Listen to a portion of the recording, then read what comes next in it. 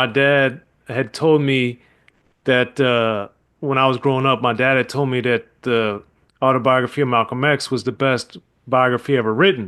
And Hmm. so, but I was when he told me this, I was like 12 or 13. He's like, wait about a year so you're a little older so you'll better understand it. I was like, Right. okay.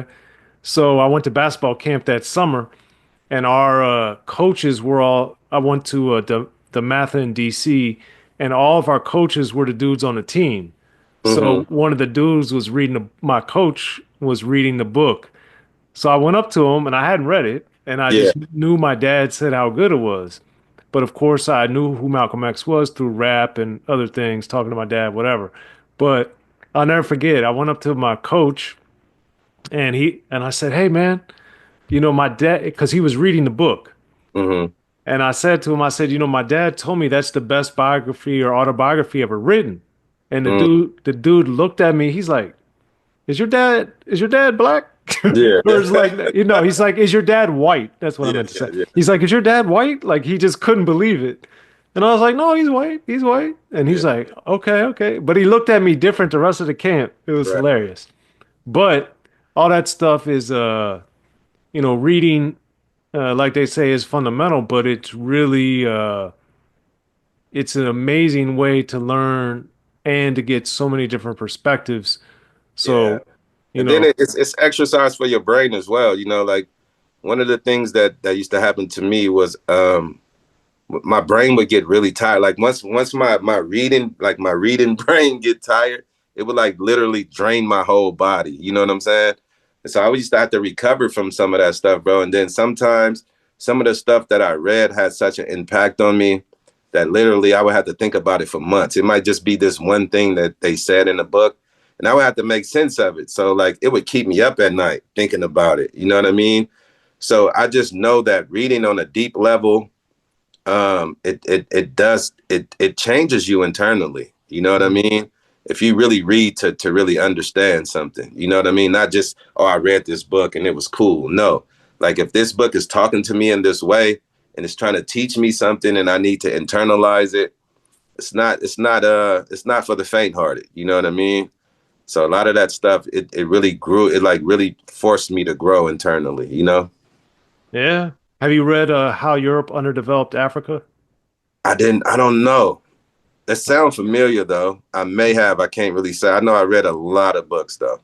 That's a very interesting one. Yeah. Now, with this epiphany and these uh, awakenings, I would say spiritually and intellectually, Hmm. um, when you got out, how did you notice that you were moving? Were you moving very differently? Were you moving on a lot of the same things? Did you make mistakes getting out? Were you like totally different person? Like what happened? Totally different person, bro. The only thing that probably was the same was the way I dressed. You know what I'm saying? So people would take that like and think like, oh, there go BG. Like, nah, this I'm BG, but I'm Hassan though. You know what I'm saying? So I think that was one of the things. But other than that, nobody was used to, okay, I'm finna come get you, man, and take you here. Now, if we got to be on a road trip for this many hours, you got to pull over so I can pray. You know what I'm saying?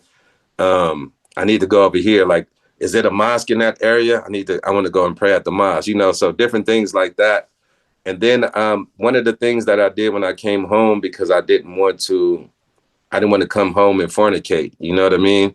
So I kind of waited and I got married before, I ended up laying down with somebody and all that stuff. So I was just trying to come home and be responsible, and also trying to bring up the people who are around me, which is mainly my family, my brothers, and everybody, trying to get them to clean off a little bit more.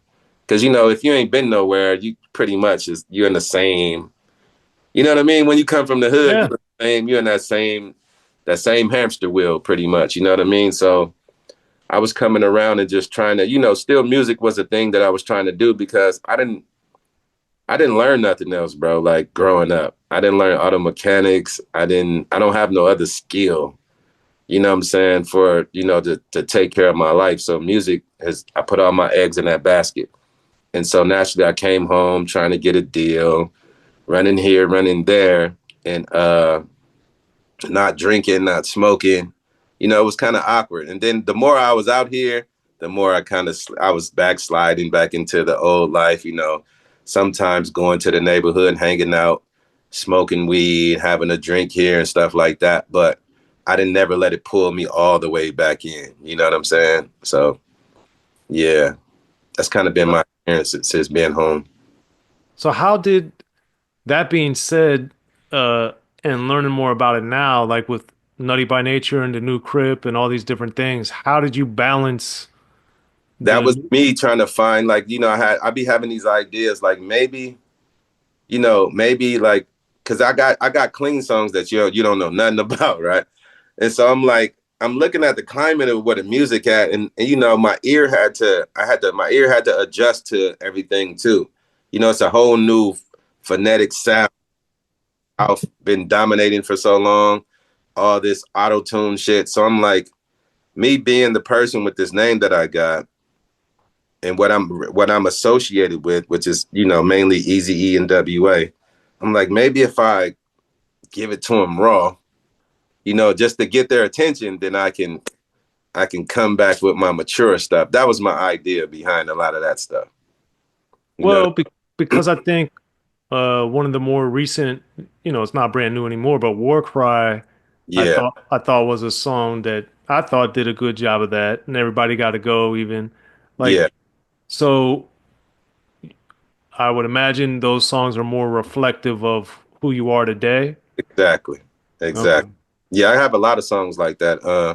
That I just like I said with the climate, and then I don't want people to be like, who do you think he is? You know what I'm saying? Like, that's your name is BG Knockout, like you baby gangster, bro. Like, but I wanted to kind of introduce myself, like you said, as the person that I am today. And I was just trying to figure. It's been a struggle trying to figure out how to make that connection with the, with the climate and music, bro. Listen, you know what I'm saying? Like, Pound Town and all this shit. Like, how am I, how am I compete with that? You know what I Right. mean? Like, yeah. BG Knockout, man. It's been an honor and a pleasure. Thanks for coming through. Anything else you want to add before we bounce? No, man, I do want to shout out. I do have two podcasts that I'm developing right now. It's BG Knockout TV and podcast, and these just on YouTube as we speak. And then I have the Hub and Dub Next Level podcast that I have out. And they're pretty much in the developing stages. I'm trying to work out the kinks of the direction that I want them to go in.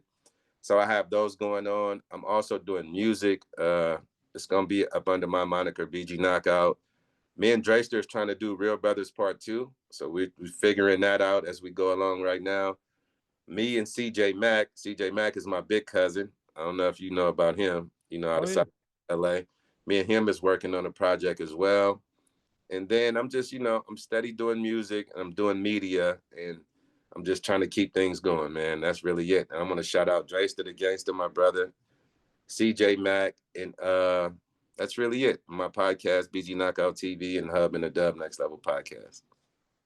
All right. Well, there it is, man. Really appreciate you coming through. Yeah, thank you, brother. Thank you for having me.